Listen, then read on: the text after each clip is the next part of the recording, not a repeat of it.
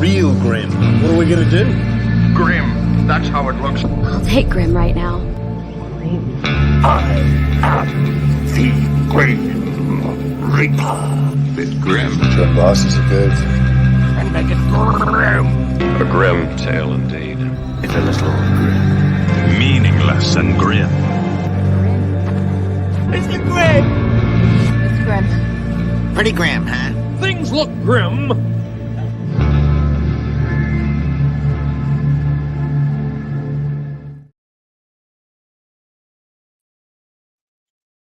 Hello all. I'll just finish sharing this around to give people a minute or two to show up. And then we'll launch into it. Yeah, I know, live streams, which I don't normally do, weird, but it seems like the best way to go about things without cluttering up my main channel and giving people the chance for feedback. And being authentic in it. Nearly done. I guess I did give people 10-minute warning as well. So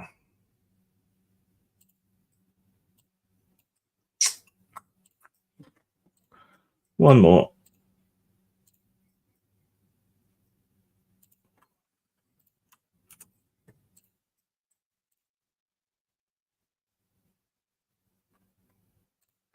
I don't know. Maybe I should do these random chats more often than not just when there's drama. What do you think? Switch that to live instead of top chat. There we go. Hi, Daniel. All right. I have some bullet points so that I don't meander too much. So let's go through that. And then if there's any feedback or anything, let me know. I don't know if comments from X show up in StreamYard or not. So if you want to say anything or have any feedbacks, probably best you head over to Grimstreams on YouTube and comment there in the chat there. All right, let's go. So I am currently mid-cancellation, this time by the right wing, for exploring and trying to understand what might have motivated the Trump shooter and where the line is between political violence is unacceptable and political violence is acceptable, though at no point, obviously, excusing or saying this was a good thing. Yeah, indeed, there having been an attempt on Trump's life makes it far more likely that he's going to win come November, which was already pretty likely. Anyway, when you think about it. And my description of modern Trumpism as meeting my definition of fascism, well, and Roger Scruton's definition of fascism. Of course, American fascism is going to be different from other forms of fascism we've had in the past, as each of them has been distinct and different. That assessment and that fear has not been allayed by the appointment of J.D. Vance to be Trump's running mate. You know, the comments he's made about the UK. Anyway, this position that I hold, that modern Trumpism is essentially fascism, I can defend at length with a PowerPoint presentation if necessary. This is all just preamble. This is why the right has decided to hypocritically cancel me this time. Amongst those issues, there is the Red Room, who have decided to part company with me and dismissed me as woke or woke adjacent, which has echoes of being accused of being alt-right adjacent in the past, I guess. Funny how things mirror each other, isn't it? Now, I've been associated with the Red Room for quite some time. Got them their start in the industry, really. And they are really strong experts on cinema,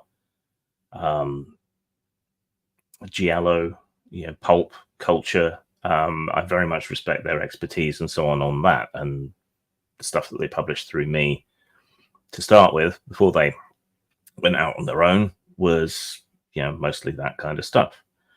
And over, I guess, the last few years, I've stood up with them through a lot. I tried to intervene at Drive-Thru RPG at great risk to my own ability to sell on that platform. I've argued their corner. I've made excuses for them because I understand how one can end up feeling persecuted and how one can end up developing a siege mentality when you're seemingly under attack from everyone, everywhere, and being chased out from everything. I mean, here we are again with me trying not to do that. Hopefully the experience of the last decade has made that easier. The crux of the problem for the Red Room seems to be some reviews I did of their work that they sent me, and the fact that I called out their, transphobia when I made those reviews. Not to prosecute or attack them necessarily, because again, I understand how you can end up in that siege mentality, and I'm willing to forgive a lot, but I did that in order to cover my own arse. So disclaimer, this company has some views that I don't agree with. I'd do the same if there were a Harry Potter RPG associated with J.K. Rowling. I would say something there, though I don't think she's quite as transphobic as she's painted, to be honest. But I don't keep track of her, so maybe I'm missing something.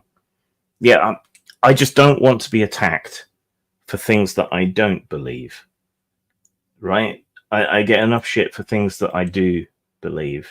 And even so, I agonized over what I was going to do about that in the reviews, getting advice from my counselor and my therapist and several friends before deciding that I would do the disclaimer. It's just that even when there's disagreement or even when you've come under attack, cruelty just rubs me the wrong way. Right? Maybe I've gotten soft over the last 10 years, but when seemingly every other post or comment you make or that people associated with you who work with you make is attacking trans people or spewing slurs like troon, it gets pretty fucking tiring and my tongue gets sore from biting it so much. I work with trans and non-binary people on Tabletop, or have worked. I have employed trans and non-binary artists and writers. I have to be able to look those friends and co-workers in the eye day to day. So I have to distance myself from such hatred, or I'm letting those friends down. Right? Yes, trans activists are annoying. Lots of activists are annoying. That doesn't justify being horrible to all of these people, most of whom just want to live a quiet life and get on with it. So yeah, it's just covering my own arse. I didn't want to be attacked for things I don't believe. I'm only really happy to be attacked for things that I do believe. And the other thing I did, of course, was to say that, we had an existing financial relationship. I'd worked with them, all of this stuff, because that's important when you're doing reviews, that you disclose any potential conflicts of interest. I've done the same when I've reviewed stuff by Evil Hat, right? Because we have beef. They have come after me in the past. So it made sense for me to make any viewer aware of any conflicts of interest I had there. Other people I've worked with, I always mention it, unless I forget, but I almost always mention it. I mean to mention it. And my reviews have to be honest. Otherwise, they're no good to anybody. Otherwise, you end up like Kotaku. So I have to give my honest opinion as well as disclosing all of that stuff. I don't know why that's wrong, or why disclaiming and excusing myself from associations is bad or wrong. It's not condemnation or anything. It's just me saying, they do this, I'm reviewing their product, I don't believe in that. It's unfortunately it's how the game is played these days, and so you kind of have to play along to a degree. You don't have to like it, but you kind of have to. maybe you can't split the difference here by trying to be compassionate and understanding of both sides, but I gave it the good old college try. Of course, other stuff from them and others is piling up as well. Suddenly, me, someone who this broader mob agreed with on a lot, ostensibly, in the recent past, who they respected, and so on, liked my work and everything. Now, apparently, I'm ugly, greasy, I'm getting implicit death threats, my health issues are suddenly hypochondria, or not real, or a cover for some sort of COVID conspiracy or something. It gets hard to keep track. But yeah, the sudden outpouring of vitriol, seemingly out of nowhere, is a bit whiplashy. And me complaining or reacting with emotion to any of this is a pity party, apparently. But you know, I've been here before. I think I'm allowed, really, to be sad or upset that another group of people, this group, supposedly, having been in favor of dark humor, jokes, free expression, etc., ends up just being a mirror image of their opposites on the pseudo left, who betrayed me with a great deal of the same language and so on, or post left, as I guess some people are calling it now. I don't know. I've taken this a lot better than last time. Maybe that's the drugs. Maybe that's the emotional calluses and bitter experience. Maybe I didn't expect better of right-wing people. Maybe that's it. Maybe it's not. Maybe it's less charitable than I've been thinking it was. I don't know. Anyway, I still don't bear any ill will towards the Red Room. They make good stuff, and a lot of it.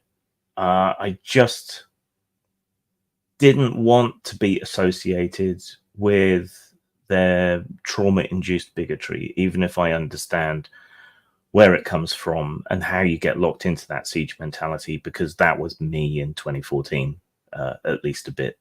And I wanted to flag up conflicts of interest so that I could give fair and accurate reviews, and anyone watching my reviews would be aware of those conflicts of interest. I think that's just good practice. That is ethics in games journalism 101.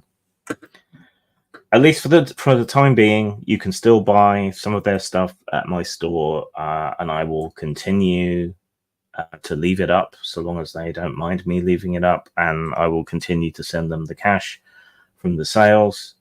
But it's always best for a publisher anyway if you buy from them direct. So if you want to buy from them, go to their store and buy stuff there. They're still doing interesting stuff with the OSR and their Wretched series. You know, there's plenty there to recommend it, and they know their onions when it comes to pulp and sort of grindhouse cinema and those sorts of things. So, yeah, if you like that stuff, they're still worth supporting. And I still don't bear them any ill will. They've just made me a sad panda. That's all. So that's my bullet-pointed list of prepared sentiment.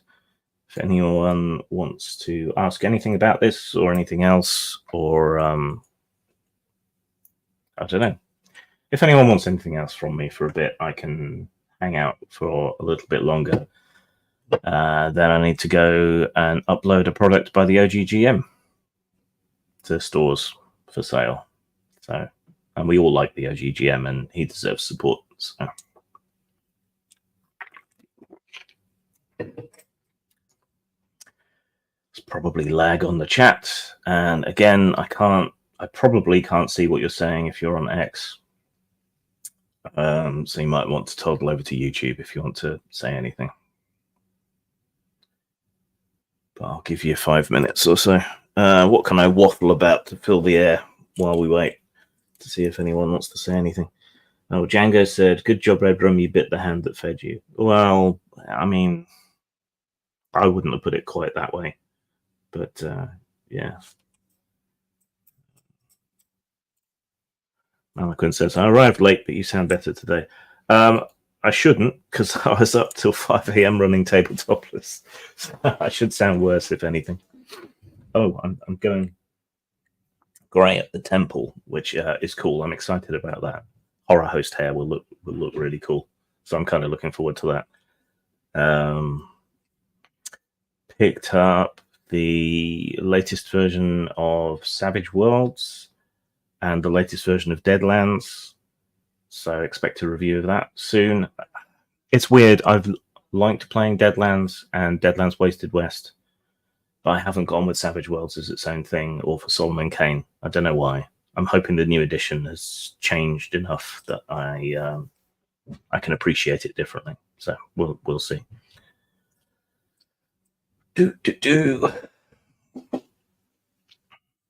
Doesn't have to be on topic. If you want to talk about anything else, let me know.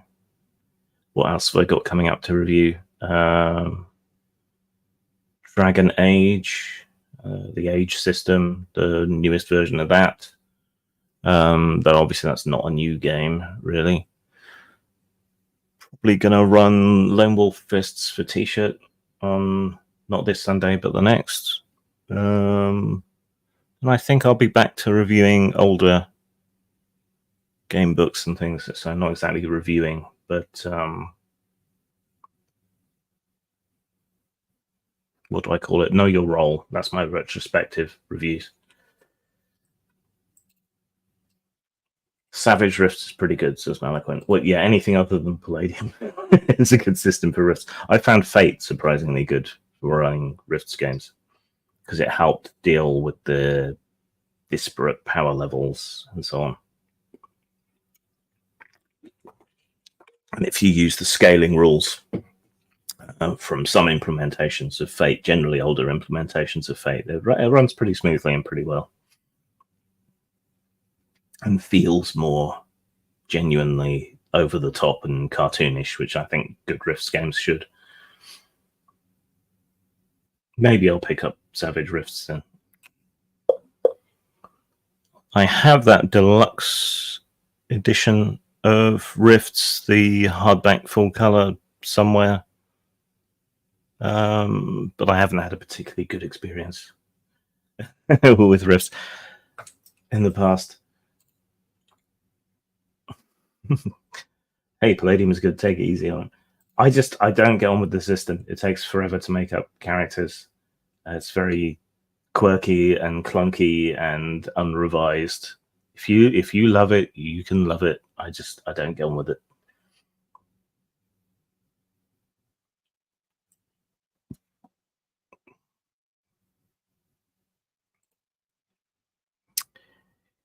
I guess I should hop over to X to see if anyone's said anything there. I don't know where I would see that. So.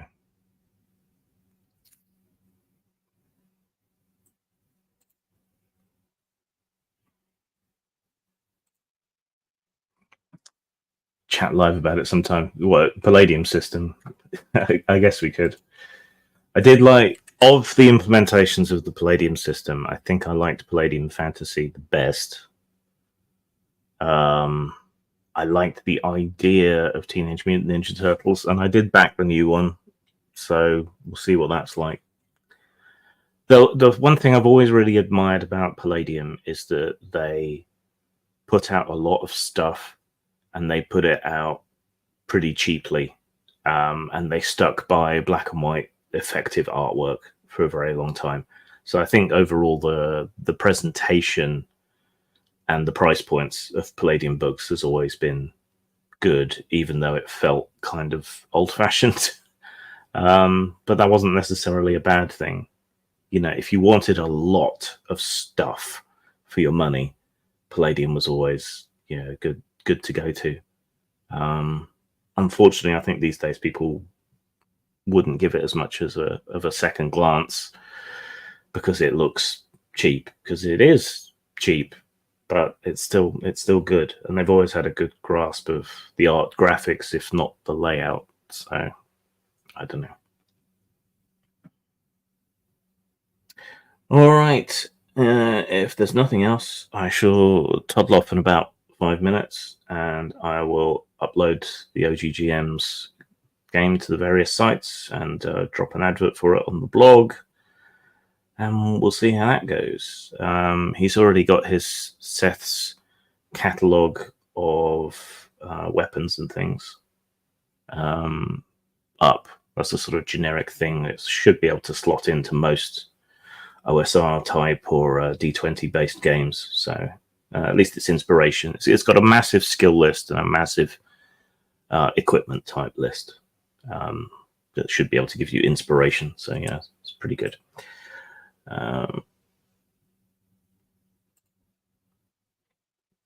Daniel Granger says politics is the worst human invention. Well, I guess it depends how you define politics, really. It's really just a kind of official and moderated social interaction. Zero Theory won't hear me reply to him because he's watching from before. So, yeah. Dark Folklore says, people like the Red Room, RPG Pundit, and others are made from the same cloth as the people they're fighting against are. I'm not sure that is entirely fair.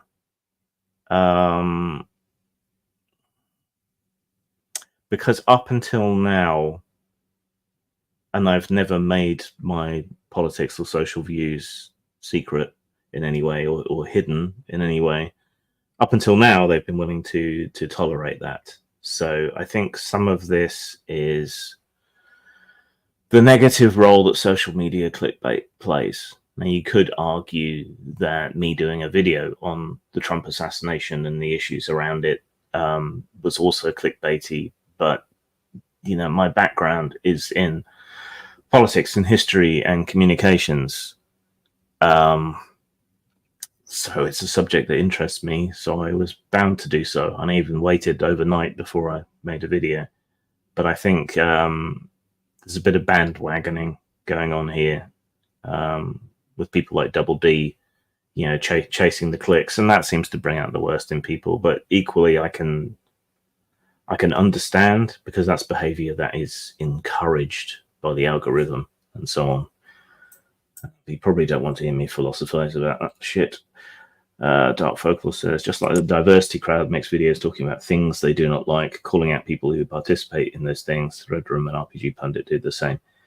Yeah, and I guess we kind of do on the Week in Geek as well. We try to be positive, but there's often not much around to be positive about, to be honest. It's hard, and again, the algorithm encourages you, because the more controversial you are, the more you ambulance chase, the more views and so on you get. So it'll take me a long time to get the viewership back that I've lost through this, just as it did before in 2014, because I don't do that, because I do YouTube wrong. Occasionally I will do topic du jour when it actually interests me, or when it gives me an opportunity to talk about something else. But yeah, I do it wrong. They're doing it right. They're doing what you're expected to do. Dark Folklore says, the only difference is the side they're fighting for, yet the action in principle is the same. Bitch about stuff I do not like and cancel people for it. There's less cancellation, I think, or previously there has been less cancellation from, broadly speaking, the right than, broadly speaking, what's called the left. But I think that pendulum has now firmly swung. I'm not just saying that because now I'm the victim of it. I think it has swung. Dark Folklore goes on to say, just like the diversity crowd has a tendency to cannibalize itself the moment it does not have an easy target, Pundit and the Red Room made of the same cloth have that same tendency. Well, it would be hard for me to argue against that at this point, but my intuition is still that that's a bit unfair. Dark Folklore says, this discourse about the right versus the left is like watching a soccer game. Only the winning team gets something, the popularity, the money, and the babes. I got nothing from that. It kind of is, but I don't. The thing is, I think left and right are still useful titles for broad political positions, but I think they are overridden by people's tribalism.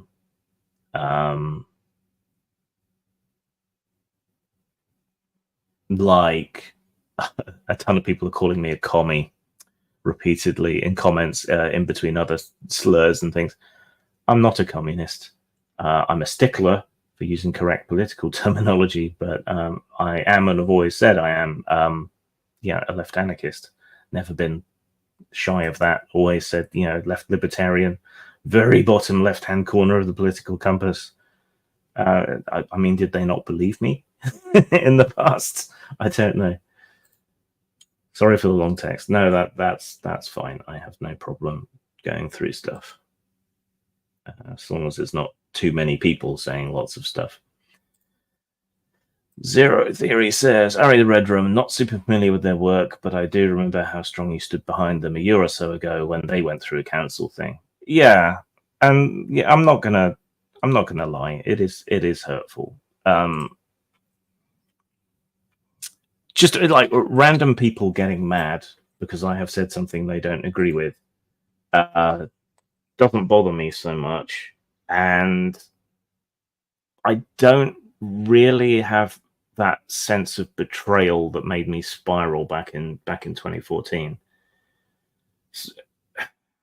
I'm not entirely sure why. The closest I've gotten to that feeling is from the Red Room and some people associated with them, because I have more of a personal relationship with them and a business relationship with them, and I've stood up for them, helped them, done all of these things, and it's a basic sort of tenet of human society that you expect a little bit of reciprocity, right? That you expect that what you give is what you get. And so that's what really upset me back in 2014. And people I've been friends with for far longer than people I've been friends with this time around, who knew me, were abruptly and suddenly disassociating themselves, dismissing me, calling me things on a political scale I absolutely am not. And that was a lot of them. I lost a lot of friends, and so that was a very, very profound sense of betrayal, and almost like the earth had been pulled out from under me. This time I don't feel quite that way, and again, maybe it's me being uncharitable, because I don't expect more right-wing people to be quite so respectful of social contract and reciprocity and all of that. So that would be my moral failing, I suppose, here, in not expecting better. I don't know, but this is the only thing so far that has really triggered that sense of betrayal. So it makes me sad, but I still don't bear them any ill will, really. Kren says, I think it's valuable to examine the point of opposition, the red line. With leftists, it's a sense that you've betrayed marginalized populations. With rightists, it's a sense that you've betrayed Trump. Well, obviously, that's very limited to America and so on.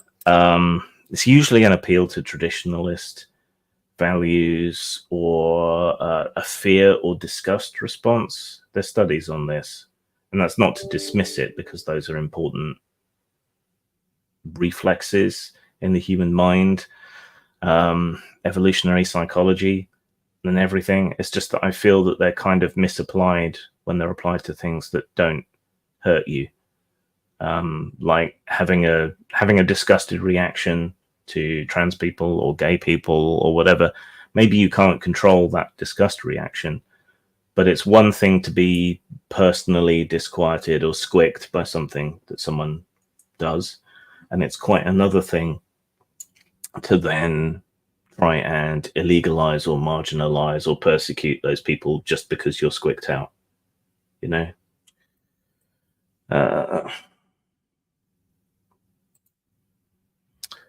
Mal says, I would be classified as a right-winger, or as right as Canadian can be. Thought you were a little heavy-handed, but not out of bounds or over the top.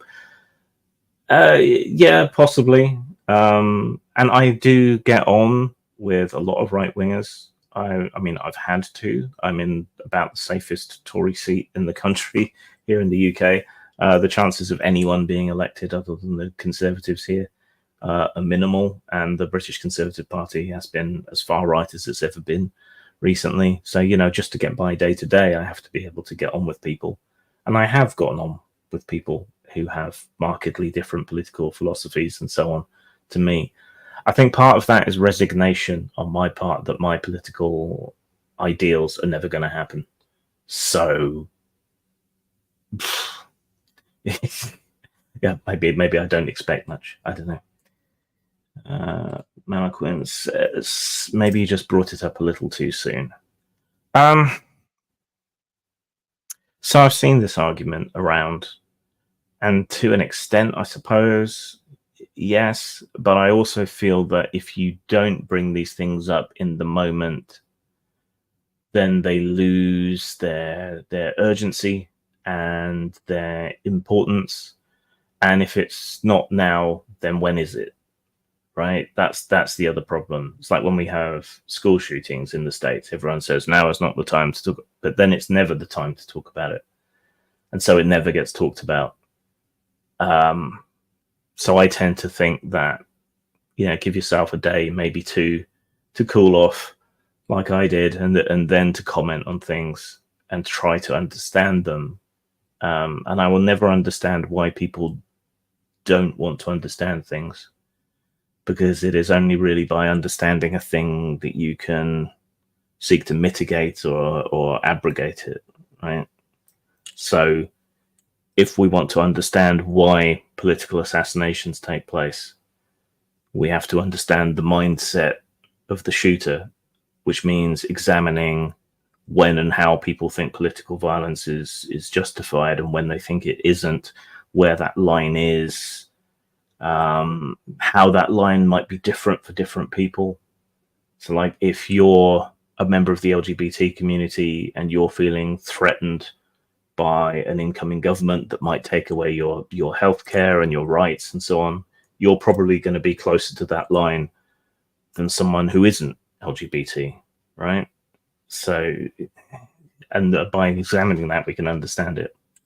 Anyway, I'm going to have to go because the gardener is here. So there is going to be some very loud hedge trimming in about 30 seconds.